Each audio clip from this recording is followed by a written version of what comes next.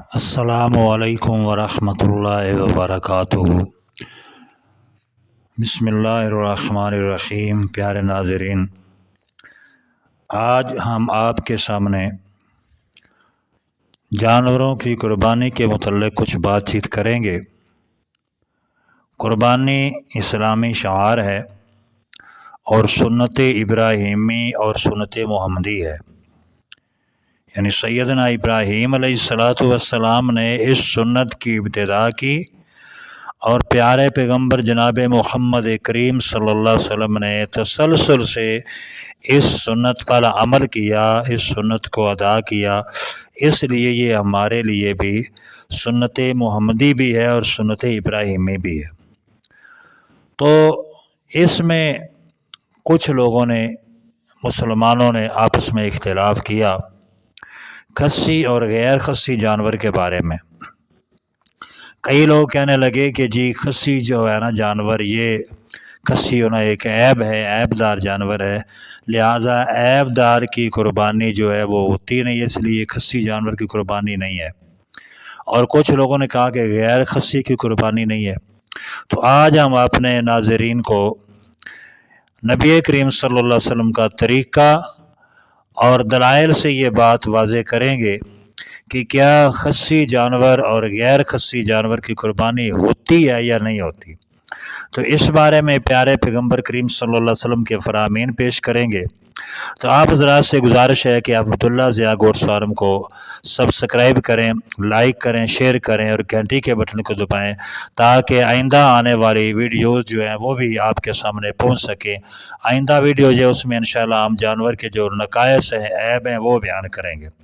تو آپ نے موقف کی طرف آتے ہیں۔ رسول اللہ صلی اللہ علیہ وآلہ وسلم کے خصی جانور کی قربانی کرنے والی جو حدیث ہے وہ آپ کے سامنے پیش کرتے ہیں۔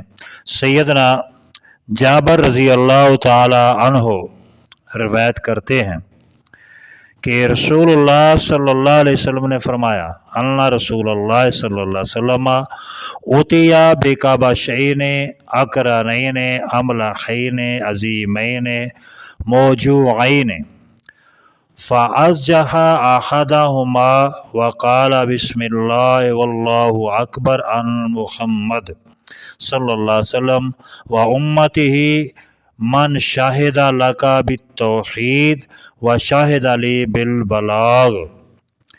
حضرت سیدنا جابر رضی اللہ تعالیٰ عنہ فرماتے ہیں کہ نبی کریم صلی اللہ علیہ وسلم کے پاس دو سینگوں والے چت کبرے بڑے بڑے خصی مینڈے لائے گئے، بڑے بڑے خصی مینڈے لائے گئے۔ آپ صلی اللہ علیہ وسلم نے ان دونوں میں سے ایک کو پچھاڑا اور کہا بسم اللہ واللہ اکبر، یعنی آپ نے تکبیر پڑھی اور فرمایا ان محمد صلی اللہ علیہ وآلہ وسلم، کہ یہ قربانی محمد صلی اللہ علیہ وسلم کی طرف سے اور آپ کی امت کی طرف سے، وہ امت جنہوں نے آپ کی توحید کی گواہی دی اور میرے پیغام یعنی پیغام الہی کو پہنچانے کی شہادت دی۔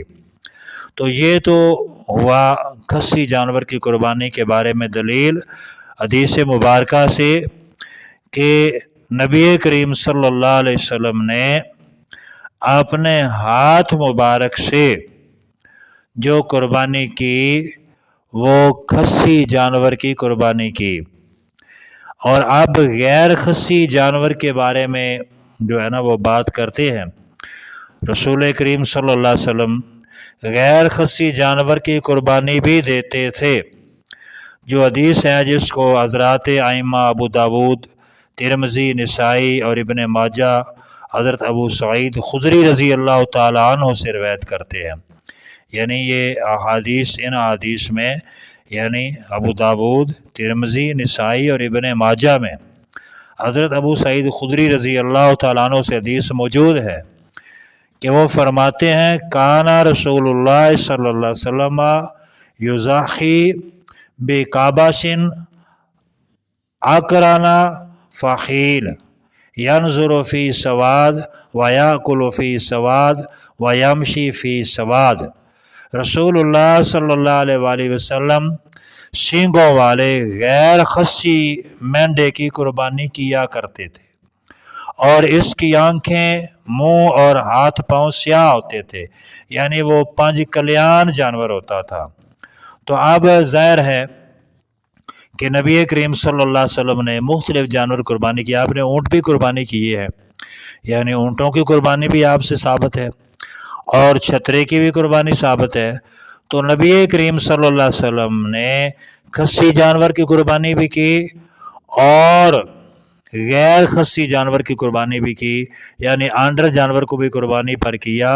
ان دونوں میں حقیقت میں کوئی اختلاف نہیں ہے، یعنی دونوں قسم کے جانور کی قربانی کرنا نبی کریم صلی اللہ علیہ وسلم سے ثابت ہے، تو پھر امت کو بھی حق نہیں کہ وہ ان میں کوئی اختلاف کرے، بلکہ خصی جانور ہو یا غیر خصی ہو، دونوں کی قربانی جائز ہے۔ خصی ہونا یہ کسی قسم کا عیب نہیں ہے۔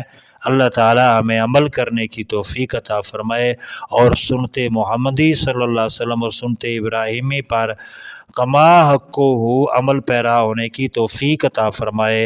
السلام علیکم ورحمۃ اللہ۔